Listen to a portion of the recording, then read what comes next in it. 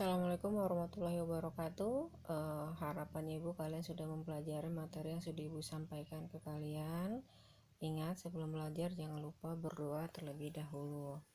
Nah, yang akan kita bahas di sini, yang kita pelajari adalah cara membaca hasil pengukuran dari jangka sorong. Nah, Ibu rasa waktu di SMP ini sudah kalian pelajari. Nah, bagaimana cara membaca hasil pengukuran dari jangka sorong? Ini jangka sorongnya. Nah, kemudian ini hasil pengukuran. Pengukuran yang di sini kita pindahkan ke sini. Oke. Nah, bagaimana cara membaca hasil pengukurannya? Di slide yang sudah Ibu bagikan, di sini sudah jelas disampaikan. Ini namanya skala utama,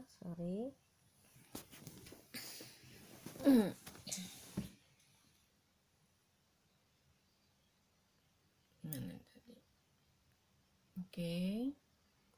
Ini namanya skala utama yang di atas ini, dan ini namanya skala nonius. Oke, ini skala nonius, ini skala utama.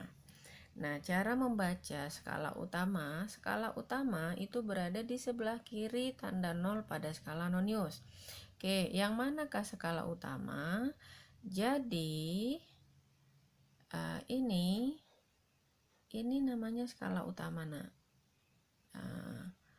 Berada di sebelah kiri tanda 0 pada skala nonius. Berarti kalau kita hitung 9, 9,1, 2, 3, 4, maka skala utamanya itu sebesar 9,40 cm. Kemudian skala nonius yang mana? Skala nonius kita cari garis yang garisnya membentuk garis lurus dari skala utama ke skala nonius. Jadi kalau kita perhatikan di sini, ini yang namanya skala nonius. Ini. Oke. Ya, satu garis lurus mulai dari skala utama ke skala nonius. Jadi ini namanya ketelitiannya. Oke. Jadi ini berapa? Kita hitung 0, 1, 2, 3, 4, 5, 6. Maka skala noniusnya itu sebesar 6 kita kalikan dengan ketelitian dari jangka sorong itu 0,01 cm. Oke. Jadi hasil pengukuran ini sebesar berapa? 9,40 kita tambahkan dengan 6 kali 0,01, maka hasil pengukurannya adalah 9,46. Oke, 9,46 cm. Itulah hasil pengukuran dari jangka sorong ini. Oke, berikutnya mikrometer skrup. Oke, mikrometer skrup. Untuk mikrometer skrup, perhatikan di sini. Di mikrometer skrup itu juga ada yang namanya skala utama, ada yang namanya skala nonius. Ini semua yang ada di sini, ini namanya skala utama. Kemudian ini namanya skala nonius. Oke. Nah, gimana cara membaca hasil pengukuran menggunakan alat ukur mikrometer skrup? Nah, ini skala utama, ini kalau dia mikrometer skrup itu satuannya milimeter. Oke, skala utamanya ini adalah 7. Oke, ini skala utamanya. Belum garis vertikal ini, berarti skala utamanya adalah 7. Oke, ini skala utama. Bagaimana dengan skala noniusnya? Nah, untuk skala nonius kita cari garis lurus mulai dari ini. Kalau kita ambil, kita buatkan nih lurus sampai ke sini. Oke. Nah, kita cari garis lurusnya. Nah, jadi yang garis lurusnya yang mana? Kalau kita perhatikan di sini, ini tadi kan 25, 26, 27, 28, 29, 30. 31, 32. Nah, skala garis lurusnya itu berada di antara 32 dengan 33. Berada di antara 32 dengan 33. Maka hasil pengukurannya bisa kita tuliskan. Skala utamanya tadi 7,00 mm.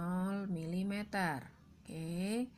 Untuk skala noniusnya itu berarti 32,5. Kita kalikan dengan siapa? Ketelitiannya. Ketelitian dari mikrometer sekrup adalah 0,01 mm. Oke. Nah, maka hasil pengukuran dari mikrometer sekrup berikut adalah 7,00 kita tambahkan dengan 32,5 kali 0,001 berarti 3 desimal jadinya ini 0,325. Ini kita jumlahkan maka diperolehlah hasil pengukurannya 7,325 mm. Berarti jawabannya adalah C. Bu berharap kalian bisa memahami ini. Kita ambil berikutnya nih contohnya. Ini bagaimana nih? Berarti kalau kita lihat skala utamanya yang berada di sebelah kiri garis 0 pada skala nonius, berarti ini namanya skala utama. Oke, berarti skala utamanya sama dengan berapa nih? 3,1,2,3,4,5 berarti 3,5 cm. Bagaimana dengan skala noniusnya? Kita cari garis lurus. Berarti kalau kita perhatikan skala noniusnya ada di sini nih. Nih. Dia lurus dari skala utama ke skala nonius. Berarti ini 5, 6, 7. Berarti skala noniusnya 7 dikali 0,01 cm. Oke, maka hasil pengukuran dari jangka sorong berikut adalah 3,50. Kita tambahkan dengan 7 dikali 0,001 hasilnya 0,07. Maka hasil pengukuran jangka sorongnya adalah 3,57 cm atau 35,7 mm. Oke, Ibu harap ini bisa kalian pahami. Berikutnya kita ambil contoh soal satu lagi menggunakan mikrometer sekrup. Berapa hasil yang ditunjukkan oleh mikrometer pada gambar? Nah, kita lihat nih, ini ada 5 kan? Ini 6, 5, 6. Di bawahnya ini ada garis. Kalau di bawahnya ada garis, berarti itu nilainya 0,5. Maka skala utamanya adalah 6,50 mm. Skala noniusnya. Nah, untuk skala nonius kita cari garis lurusnya. Mana nih garis lurusnya? Oke, ini ada nih garis lurusnya. Oke, berarti ini 10, 11, 12, 13. Berarti 13 kita kalikan dengan 0,01 mm. Maka hasil pengukuran dari mikrometer sekrupnya adalah 6,50 kita tambahkan dengan 0,13. Maka hasilnya menjadi 6,63. Oke. 6,63 mm. Inilah hasil pengukuran dari mikrometer sekrupnya. Ibu berharap kalian bisa memahami ini. Oke, berikutnya yang akan kita bahas adalah angka penting.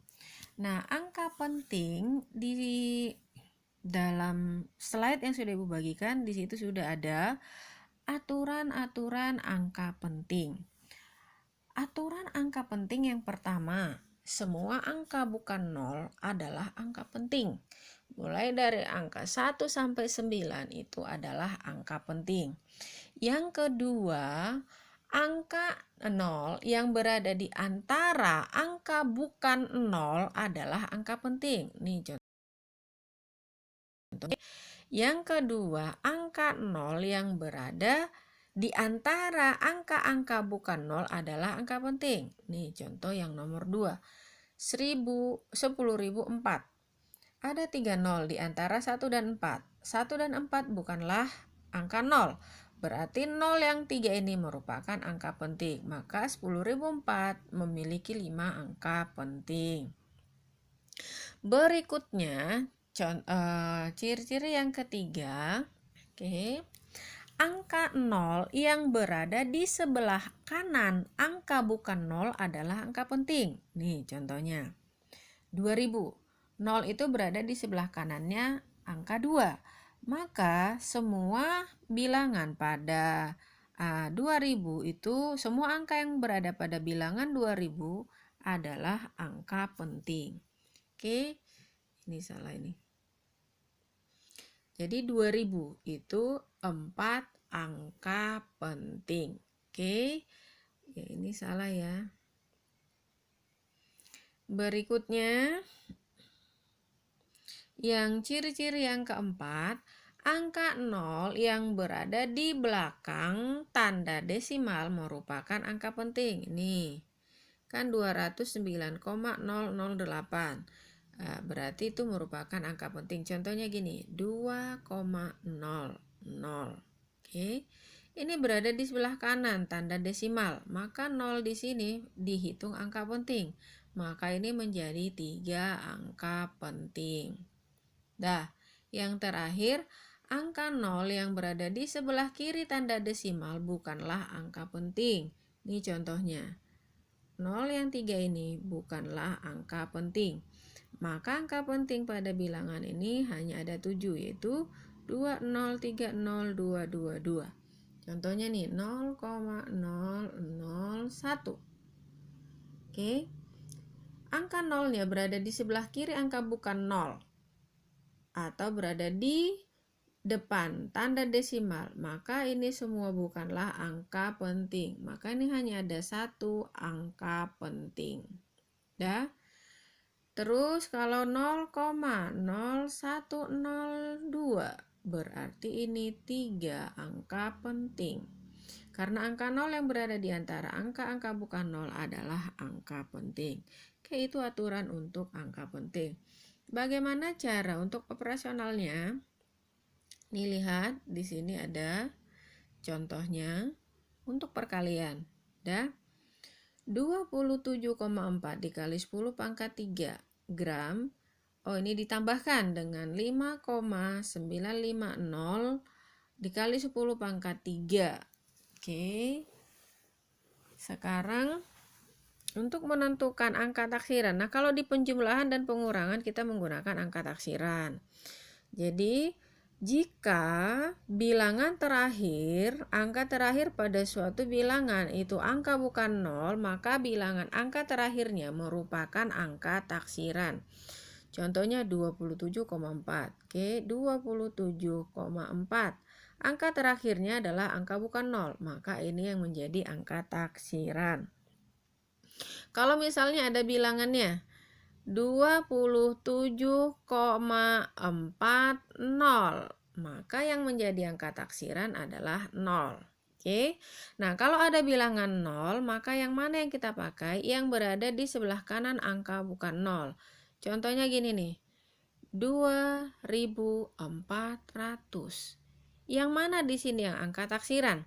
Yang berada di sebelah kanan, tepat di sebelah kanan angka bukan 0 adalah ini. Dah, di sebelah kanan angka bukan 0, 4 kan bukan 0. Di sebelah kanannya siapa? Nih. Nah, maka 0 ini yang menjadi angka taksirannya. Nah, jadi benar-benar kalian pahami. Oke. Contohnya lagi. 3,650. Di sebelah kanan angka 5 ada bilangan 0, maka ini adalah angka penting. Contohnya lagi, Oke, kita ambil contoh 2,45000. Yang mana yang angka penting? Yang berada di sebelah kanan angka 5. Berarti ini merupakan angka taksiran. Oke. Nah, jadi gitu cara menentukan angka taksirannya. Tapi kalau misalnya nih 2456, berarti yang mana yang jadi angka taksiran? 6 adalah angka taksiran. 60, yang mana yang jadi angka taksiran? 0 adalah angka taksiran. Oke, gini cara menentukan angka taksiran. Nah, perhatikan contoh soal yang ada di sini. Kita sejajarkan ya, desimalnya di dalam penjumlahan 27,4 ditambah 5,950. Kita jumlahkan, nih 0 turun ke bawah, 5 turun ke bawah, 4 tambah 9, 13, satunya naik ke atas, jadi hasilnya 33,350. Oke. Nah, bagaimana dengan angka taksirannya? Sejajarin. 0 di sini adalah angka taksiran, kemudian 3 di sini adalah angka taksiran. Nah, di dalam hasil penjumlahan maupun pengurangan itu tidak boleh mengandung 3 angka taksiran.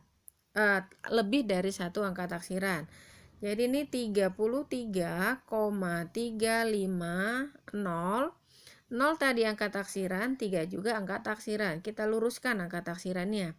Maka yang kita ambil adalah yang paling besar nilainya. Jadi 33,350, 3 lebih besar daripada 0. Oke. Jadi yang kita ambil hasilnya ini, karena 3 ini yang menjadi patokan kita di belakang angka 3 dan angka 5.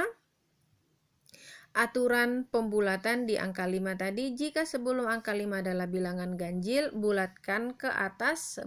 Jika sebelum angka 5 adalah bilangan genap, bulatkan ke bawah. Karena sebelum angka 5 ada angka 3, 3 itu ganjil, maka dibulatkan ke atas. Maka hasilnya menjadi 33,4 kali 10 pangkat 3 gram. Sedangkan notasi ilmiahnya 3,34 kali 10 pangkat 4 gram. Karena notasi ilmiah koefisiennya tidak boleh lebih dari 10. Nah, sementara untuk perkalian, perhatikan di sini untuk perkalian. Nah, kalau perkalian, contohnya di sini 0,628 dikali 2,2. 0,628 ini adalah 3 angka penting. Ini bukan, ini 3 angka penting. Kemudian 2,2 adalah 2 angka penting. Maka hasilnya nanti yang kita ambil yang paling sedikit mengandung angka penting. Berarti ini. Oke. Hasilnya nanti harus kita buatkan menjadi 2 angka penting. Hasil perkalian antara 0,628 kali 2,2 adalah 1,38226. Kalau kita lihat di sini, ini ada 6 angka penting. Dan hasilnya hanya boleh menjadi 2 angka penting. Maka ini kita lakukan pembulatan. Untuk melakukan pembulatan berarti kita ambil nilai terdepannya, yaitu siapa? 3. 3 ini yang menjadi patokan. Di belakang angka 3 ada angka 8. Angka 8 di atas 5 berarti pembulatan ke atas. Sehingga 1,38226 kita bulatkan menjadi 1,4. Hasilnya adalah 2 angka penting, ya. Jadi ingat, kalau perkalian yang untuk hasil akhirnya kita ambil yang paling sedikit mengandung angka penting. Misalnya nih 3,26 dikalikan dengan 2,51. Ini 3 angka penting, ini 3 angka penting. Maka hasilnya nanti harus mengandung 3 angka penting. Jadi kalau di aturan perkalian dan pembagian diperlukan yang namanya pembulatan. Oke. Nah, ini untuk angka penting notasi ilmiahnya. Misalnya gini nih. Ya kan? 2500. Oke. Kita kalikan dengan 5,0. Oke. Oke, kita kalikan dengan 5,0. Ingat, yang memiliki angka penting itu hasil pengukuran. Kalau bukan hasil pengukuran itu bukan angka penting, tapi itu namanya bilangan eksak. Nah, bilangan eksak itu contohnya misalnya nih, berapa jumlah orang di kelas? Ya, jumlah orang itu kan tidak diukur. Kita jumlahkan saja. Dalam satu kelas jumlahnya 32. Maka 32 itu tidak memiliki angka penting karena dia bukan dari hasil pengukuran. Maka angka pentingnya adalah 0. 32 itu dikatakan dengan bilangan eksak. Tetapi kalau misalnya kita melakukan pengukuran, berapa luas meja? Kalau kita ingin mencari luas meja, kita ukur dulu panjangnya berapa, lebarnya berapa. Maka kalau misalnya dia bilang luas meja itu 62,5 cm, maka 62,5 itu merupakan angka penting. Jadi, tolong nanti kalian bedakan angka penting itu yang mana, bilangan eksak itu yang mana. Angka penting itu harus diperoleh dari hasil pengukuran. Kalau tidak dari hasil pengukuran itu namanya bilangan eksak. Bilangan eksak itu tidak memiliki angka penting. Itu poinnya. Oke. Jadi ini kita anggap ini hasil pengukuran. 2500 dikalikan dengan 5,0. Nah, kalau ini kita kalikan, maka ini dapatnya 25 dikalikan dengan 5. Ini 125. Oke. Nolnya ada berapa? Nolnya ada 2 nih. Oke. Nah, 1 desimal, 0. Jadi 125, berarti ini 12.500. Oke. Ini 2 angka penting. Di sini ada 4 angka penting. Maka hasil yang kita ambil adalah yang paling sedikit mengandung angka penting, berarti angka 2 yang kita ambil. Sementara di sini ada 12.500. 12.500 ini berarti 5 angka penting. Gimana caranya biar ini menjadi 2 angka penting? Maka kita lakukan pembulatan. Patokannya siapa? Patokannya adalah angka 2. Oke. Kita bulatkan. Nah, di belakangnya adalah angka 5. Sebelum angka 5 adalah bilangan bulat, berarti dibulatkan ke bawah. Maka ini bisa kita bulatkan menjadi 12.000. Oke, 12.000. Ini masih berapa? 5 angka penting. Kita butuh berapa? Kita butuh 2 angka penting. Berarti patokannya nih, kita ambil. Penulisannya perhatikan. Untuk A-nya ini itu lebih besar dari 0 dan kurang dari 10. Jadi nilainya tidak boleh lebih dari 10. Maka ini bisa kita tuliskan menjadi 1,2 dikali 10 pangkat. Lihat di belakang desimalnya ada berapa angka? 1, 2, 3, 4. Pangkat 4. Maka 10 pangkat 4 bukanlah angka penting. Yang menjadi angka pentingnya adalah 1,2. Maka ini menjadi 2 angka penting. Dah, ini untuk notasi ilmiah. Oke, ini contohnya nih 0,0000000, terlalu banyak nolnya. Jadi nanti takutnya kehilangan satu nolnya, nilai berubah. Maka diperlukanlah yang namanya notasi ilmiah. Ingat, nilai A-nya tidak boleh lebih dari 10. Makanya di sini ditulis jadi 9,1. Nah, untuk pangkatnya, kalau desimal itu pangkatnya negatif. Berarti kita hitung mulai dari angka 9 sampai ke sini. Jumlahnya ada 31. Jadinya 9,11 kali 10 pangkat min 31. Pelajari lebih lanjut di buku dan silahkan baca literasi berikutnya. Nah, sekarang untuk menentukan ketidakpastian dalam suatu pengukuran. Pengukuran itu ada 2, tunggal dan berulang. Kalau dia pengukuran tunggal, tinggal kita kalikan setengah dengan skala terkecilnya. Misalnya mistar, skala terkecilnya 0,1, kalikan dengan setengah, hasilnya 0,05 cm. Kalau dia jangka skorong, skala terkecilnya adalah 0,01 cm, maka kalikan dengan setengah, ketidakpastiannya 0,005 cm. Kalau dia jangka sorong, tinggal kalikan dengan setengah, jadi hasilnya 0,005 mm. Bagaimana untuk berulang? Nah, untuk berulang kita butuhkan persamaan ini. Untuk menentukan ketidakpastian, ini namanya ketidakpastian. Kenapa I di sini? I di sini adalah kuat arus yang diukur. Pengukuran kuat arus dilakukan berulang sebanyak 6 kali, maka untuk menentukan ketidakpastian relatifnya, ini fungsinya apa? Fungsinya ini menentukan berapa banyak nanti angka penting yang akan kita buat, yang akan kita tuliskan di dalam laporan. Jadi yang pertama kita cari dulu rata-ratanya, ini namanya rata-rata. Ibu rasa di matematika kalian sudah mempelajari tentang rata-rata. Oke, rumus rata-rata itu jumlah data, ini jumlah datanya kita bagikan dengan banyak data. Oke, maka ini diperoleh 75,9 per 6, hasilnya 12,65, ini rata-ratanya. Untuk menentukan pengukuran berulang, rumusnya 1 per N tadi banyak data, dikalikan dengan akar, N dikali sigma I dikuadratkan. Yang mana yang dikatakan sigma I dikuadratkan? Sigma I dikuadratkan yang ini, nah. Ini hasil pengukurannya kita kuadratkan. Oke, ini namanya I kuadrat. Jadi kita kuadratkan 1 per 1, baru kita jumlahkan. Oke, ini yang ke sini.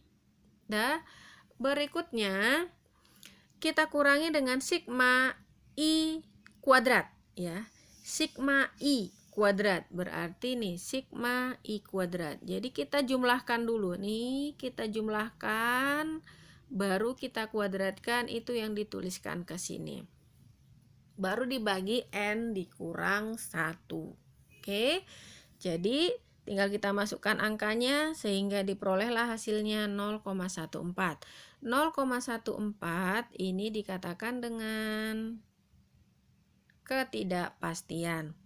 Nah, untuk menentukan berapa banyak angka penting yang harus kita laporkan, maka kita buat carilah ketidakpastian relatifnya. Untuk menentukan ketidakpastian relatif, rumusnya ini. Nah, karena di sini kuat arus berarti ketidakpastian dibagikan dengan rata-rata kali 100%.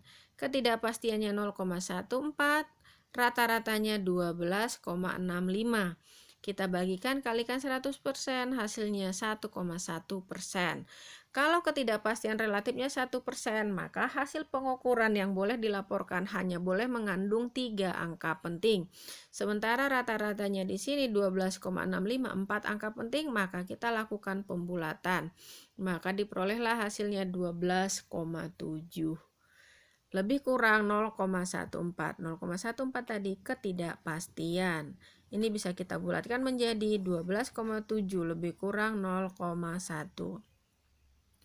Tapi kalau di dalam penulisan sebenarnya ini harusnya 12,6 karena sebelum angka 5 adalah bilangan genap. Oke, sekian untuk penjelasannya Ibu hari ini. Untuk tugasnya kalian, kalau ada yang kurang jelas boleh silahkan tanya japri Ibu. Nah, untuk tugas kalian yang mana tugasnya? Untuk tugasnya silahkan dilihat buku tugas. Buku tugas di rumahnya halaman 31. Oke, halaman 31. Kerjakan nomor 2. Oke. Kemudian nomor 15 pilihan ganda. Kemudian kita nomor 5. Oke. 15, nomor 2, nomor 5. Berikutnya nih ditandai dulu tadi ya. Nomor 15 halaman 31, nomor 2 halaman 31. Oke, nomor 2 ini yang sudah Ibu tandai tadi, nomor 2 yang pengukuran. Oke. Ibu minta ini tadi, nih 1 nih. Oke. Kemudian nomor 8 halaman 30. Nomor 8 halaman 30 dan nomor 10 halaman 30. Jadi ada 5 tugasnya. Nih dan ini. Silahkan nanti kalian kerjakan. Oke, nomor 8, nomor 10. Ini yang nomor 10.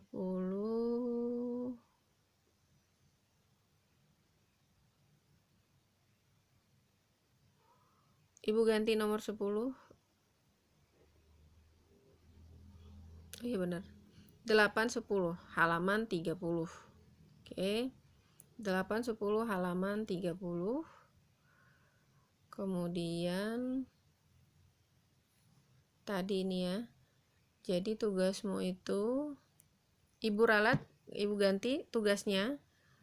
Nomor 2 bagian B, nomor 5 bagian C, halaman 31. Oke. Nomor 2 bagian B, nomor 5 bagian C, halaman 31. Kemudian nomor 8, nomor 10 dan nomor 12. Nomor 8, nomor 10, nomor 12, halaman 30. Nih. 1 2 3. Jadi tugasmu ada 5. Oke, tugasmu ada 5. Silahkan kerjakan di buku tugas, kemudian kalian foto, scan, kirim di classroom. Kemudian tuliskan hasil akhirnya di komen pribadi. Jadi ada 2, upload buku tugasnya, kemudian hasil akhirnya tuliskan di komen pribadi. Buatkan nomornya. Jadi untuk penomorannya nanti kita mulai dari nomor 8 ini 1, nomor 10 2, nomor 12 ini 3, kemudian nomor 2 bagian B ini 4, nomor 5 bagian C ini 5. Oke, jadi 1 2 3 4 5. Jadi silahkan nanti dituliskan di komen pribadi hasil akhirnya dan upload penyelesaian sudah kalian selesaikan di buku tugasnya. Demikian penyampaian Ibu. Kurang lebihnya Ibu mohon maaf. Assalamualaikum warahmatullahi wabarakatuh.